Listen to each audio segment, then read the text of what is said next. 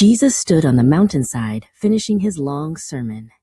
He told the people that those who hear his words and obey them are like a wise man who builds his house on a solid rock.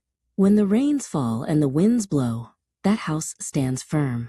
But those who ignore his words are like a man who builds on shifting sand.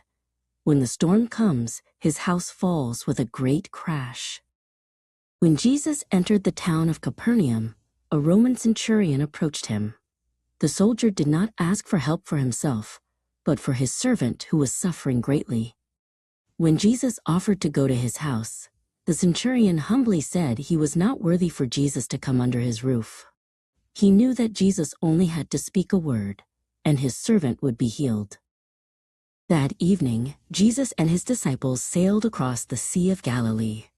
A sudden, violent storm arose, and waves crashed over the boat. While the disciples panicked, Jesus was fast asleep on a cushion. They woke him, crying out for help.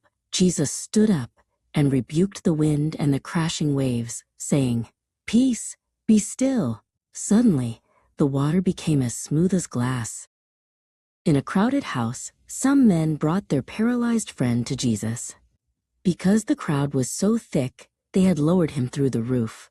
Seeing their great faith, Jesus told the man his sins were forgiven. To prove he had the power to forgive, Jesus told the man, "Get up, take your mat, and go home." Immediately, the man stood up, healed and whole. As Jesus walked along, he saw a man named Matthew sitting at a tax collector's booth. Tax collectors were often disliked, but Jesus saw Matthew differently. He simply said, "Follow me." Without hesitation, Matthew stood up, left his coins and ledgers behind, and chose to follow Jesus. Matthew's life was changed forever by that one simple invitation. A ruler named Jairus came and knelt before Jesus, pleading for help because his young daughter had died. Jesus followed him to his home. Despite the mourners weeping outside, Jesus went into the room where the girl lay. He took her by the hand and told her to arise. To the wonder of her father, the girl opened her eyes and stood up.